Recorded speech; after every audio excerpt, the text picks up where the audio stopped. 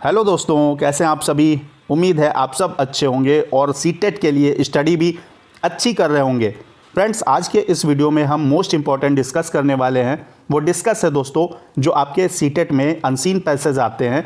आपका language first और second यानी हिंदी के अंदर 15 नंबर का पैसेज और इंग्लिश के अंदर 15 नंबर का पैसेज।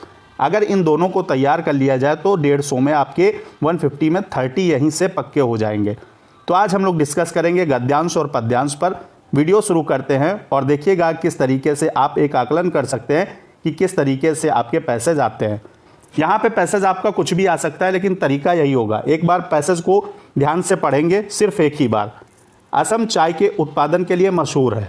यहाँ के चाय बागानों के झुरमुट में बसते हैं अनेक गाँव, जिनका असम की अर्थव्यवस्था में अहम योगदान है। अब इसमें आप ये भी ध्यान रखिएगा कि आपको जो चीज़ें पता हैं वो नहीं लेनी है, आपको पैसेज से रिलेटेड लेनी है जो पैसेज में दिया गया है। ठीक है। इनमें बसने वालों की मेहनत से चाय उद्योग जो है असम का वो फल फूल रहा है। यूँ तो पूरे असम में चाय उद्योग फैला हुआ है, लेकिन ऊपरी असम में राष्ट्रीय राजमार्ग से गुजरते हुए दोनों ओर चाय के बागान मिलते हैं।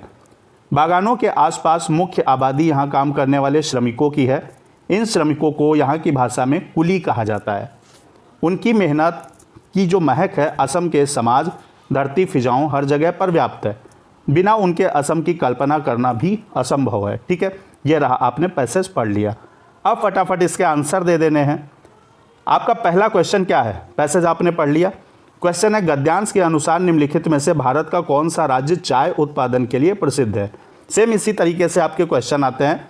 तो अब आपने पढ़ लिया, त्रिपुरा तो है नहीं, सिक्किम नहीं है, मिजोरम नहीं है, क्या है दोस्तों, असम में चाय के बागान पाए जाते हैं। डी ऑप्शन आपका लॉक हो जाएगा। अगला क्वेश्चन क्या है आपका, क्वेश्चन है, किसके मेहनत के बल पर चाय उद्योग फल फूल रहा है या चल रहा है। बताइए भाई, श्रमजीवी, बुद्धिजीवी, अल्पजीवी या परजीवी। तो आपका कहीं पे भी बुद्धिजीवी या परजीवी, अल्पजीवी का जिक्र नहीं हुआ है। श्रमजीवियों के दम पे जो है चाय उद्योग फल फूल रहा है। ए ऑप्शन लॉक कर देंगे। अगला जो आपका क्वेश्चन है दोस्तों, क्या है, इनकी मेहनत की महक असम के समाज, धरती, फिजाओं हर जगह व्याप्त है। ये अभी आपने पंक्ति पढ़ी। वाक्य का आशय क्या है, इसका आशय यानी अर्थ इसका क्या है। श्रमिकों के श्रम का प्रभाव असम के प्रत्येक क्षेत्र में दिखाई देता है। श्रमिक असम के प्रत्येक क्षेत्र में रहते हैं, ये आपका आशय नहीं है। श्रमिकों का असम में मान सम्मान होता है, थोड़ा सा आप कॉमन सेंस भी लगाएंगे। श्रमिकों का असम में मान सम्मान होता है, श्रमिकों के श्रम में महक होती है। इनका जिक्र आपका उस तरीके से नहीं हुआ है। ए ऑप्शन आपका बिल्कुल सही है। ए ऑप्शन परफेक्ट है कि श्रमिकों के श्रम का प्रभाव असम के प्रत्येक क्षेत्र में दिखाई देता है। अगला क्वेश्चन क्या था आपका, क्वेश्चन है अगला इसी आपके पैसेज से, चाय के बागानों के आसपास मुख्य आबादी किसकी है। मजदूरों की, प्रवासियों की, बागान मालिकों की, जनजातियों की। तो इन शब्दों का दोस्तों पैसेज के अंदर यूज ही नहीं हुआ है। मजदूरों की आपकी आबादी है चाय के बागानों के आसपास। ए ऑप्शन लॉक हो जाएगा।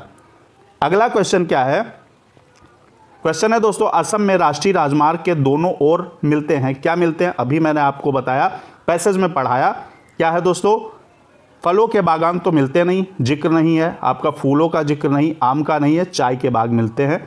इस तरीके से आप पैसेज को सही करके बेहतरीन नंबर जो है, बेहतरीन मार्क्स कवर कर सकते हैं। अगला क्या है, जिनका असम की अर्थव्यवस्था में अहम योगदान है, वाक्य में रेखांकित पद के स्थान पर प्रयोग कर सकते हैं। रेखांकित कौन सा है आपका, अहम रेखांकित है। इसके स्थान पर क्या प्रयोग किया जा सकता, महत्वहीन होगा नहीं, महत्वाकांक्षी आपका नहीं होगा। महत्व योगदान है, सेंस नहीं बनेगा, तो आपका महत्वपूर्ण योगदान है, ये सेंस हो जाएगा। इस वाक्य को अगर यहाँ अहम की जगह रख देंगे तो एक सेंस निकलेगा। ये ऑप्शन लॉक करेंगे, सही हो जाएगा। अगला क्वेश्चन आपका क्या है, निम्नलिखित में महक का पर्यायवाची नहीं है। प्रसून, सौरभ, सुगंध या आपका सुवास। तो यहाँ पे देखेंगे प्रसून दोस्तों किसका होता है आपका, प्रसून आपका फूल का पर्यायवाची होता है। तो यहाँ पे ये आपका पर्यायवाची महक का नहीं होगा, बाकी ये आपके महक के सुगंध, सुवास और सौरभ हो जाएंगे। तो नहीं पूछ रहा है, ए ऑप्शन लॉक कर देंगे। अगला है दोस्तों, अगला क्या है, राष्ट्रीय में प्रत्यय कौन सा होगा, क्योंकि राष्ट्रीय लिखा है यानी बड़ी की मात्रा। भाई राष्ट्र, राष्ट्र से मिलके राष्ट्रीय बनेगा। मूल शब्द तो राष्ट्र है ना, और किससे मिलके बना है, ईय। तो यहाँ पे ट्रिय तो होगा नहीं आपका, ईय भी नहीं होगा। या भी नहीं होगा, क्योंकि बड़ी की आवाज़ निकलेगी ना तो राष्ट्रीय होगा। सी ऑप्शन लॉक कर देंगे, थम्स अप कर देंगे। अब करने वाले हैं हम लोग आपका पद्यांश। तो पद्यांश देखेंगे किस तरीके से आता है आपका। चैनल को दोस्तों सब्सक्राइब करके बेल आइकन जरूर प्रेस कर दीजिएगा, क्योंकि हमारा काम है आपको बेहतर अच्छा कंटेंट देना, जिससे आप एग्ज़ाम के अंदर 120 या 125 स्कोर कर सकें। आपका काम है वीडियो को लाइक करना, चैनल को सब्सक्राइब करना, शेयर करना, अपने दोस्तों तक पहुंचाना, ताकि वो भी इसका लाभ ले सके। अगला क्वेश्चन है आपका पद्यांश से। निम्नलिखित काव्यांश को पढ़कर पूछे गए प्रश्नों में प्रश्न से 1 से 6 में सबसे सही उपयुक्त उत्तर वाले विकल्प को चुनना है। अब आपको क्या दिया गया है पद्यांश में, देखिए यहाँ पे कुछ पंक्तियाँ दी गई हैं, पढ़ेंगे। आया समय उठो तुम नारी, युग निर्माण तुम्हें करना है, आज़ादी की खुदी नींव में तुम्हें प्रगति पत्थर भरना है, अपने को कमज़ोर न समझो, जननी हो संपूर्ण जगत की गौरव हो। ठीक है, इसे एक बार अच्छे से पढ़ लेंगे और फटाफट आंसर दे देंगे। क्या है दोस्तों, आपका पूछ रहा है कविता का मुख्य स्वर क्या है। अब मुख्य स्वर क्या है, किस पे कहा गया भैया, ये स्त्री शक्ति पर है। आप देख सकते हैं स्त्री शक्ति पर है, थर्ड ऑप्शन आपका लॉक हो जाएगा। नारी के बारे में बात हो रही है यहाँ, गौरव गाथा से बढ़िया आपका ऑप्शन स्त्री शक्ति है। यहाँ देखिएगा क्या है दोस्तों, कविता के अनुसार स्वतंत्रता प्राप्ति में स्त्री की भूमिका क्या है। अब इस कुछ आपके ऐसे भी होंगे जो ऑप्शन दिए होंगे जिनको आप कॉमन सेंस से सॉल्व कर देंगे। औसत तो हो नहीं सकती, नगण्य तो हो नहीं सकती है, अप्रासंगिक हो नहीं सकती है, तो क्या हो सकती है, संज्ञान योग्य। सेकंड ऑप्शन को लॉक करेंगे और बढ़ेंगे अगले क्वेश्चन की तरफ।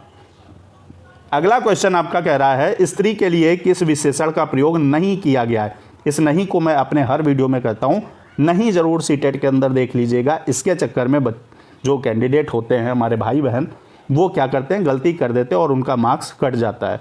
तो इस नहीं को देखना है, क्या है, प्रयोग नहीं है स्त्री के लिए किस विशेषण का।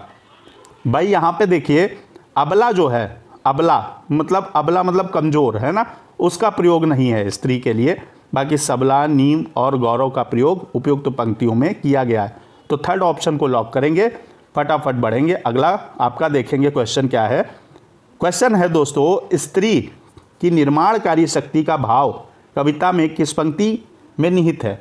युग निर्माण तुम्हें करना है, आज़ादी की खुदी नींव, जननी हो संपूर्ण जगत की, कमज़ोर न समझो।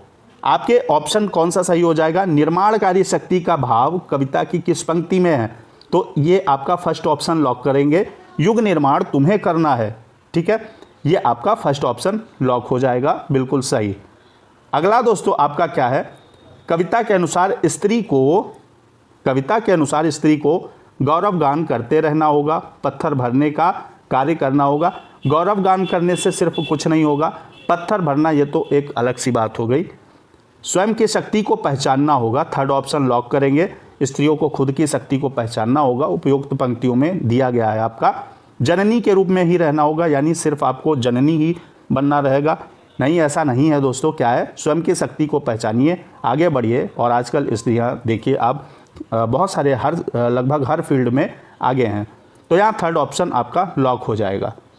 अगला क्या है, अगला क्वेश्चन है, जननी हो संपूर्ण जगत की, इन पंक्तियों में अलंकार कौन सा है। यहाँ अनुप्रास, उपमा, रूपक या यमक। तो आपका अनुप्रास, ठीक है, रूपक। यहाँ आपका उपमा जो होता है, सासी से अगर कोई शब्द आ जाए, मैं आपको ट्रिक से बता रहा हूँ, सासी से करके कोई शब्द आ जाए तो वहाँ उपमा होता है।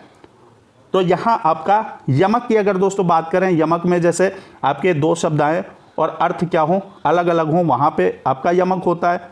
यहाँ कह रहा जननी हो संपूर्ण जगत की, तो यहाँ के हिसाब से आपका अनुप्रास सही हो जाएगा। यहाँ देखिए जा और जा की आवृत्ति हो रही है, तो जहाँ वर्णों की आवृत्ति एक से अधिक बार होती है वहाँ अनुप्रास होता है। तो अब रूपक की पहचान आप कमेंट बॉक्स में बताएंगे कि रूपक अलंकार को कैसे पहचाने। ठीक है, तो यहाँ पे अनुप्रास सही हो जाएगा। तो आज के इस वीडियो के अंदर हमने गद्यांश और पद्यांश सॉल्व करना सीखा है। अगर आपने बेहतर ढंग से सीख लिया एग्ज़ाम तक, तो आपके 30 नंबर, इसमें से 30 नंबर आप पूरे सही करके आएंगे। तो आज के वीडियो में दोस्तों फिलहाल इतना ही। मिलते हैं अगले वीडियो में नए टॉपिक के साथ, जो आपके 120-130 प्लस के लिए कंटेंट होगा। अगले वीडियो में मिलेंगे दोस्तों। जय हिंद, वंदे मातरम।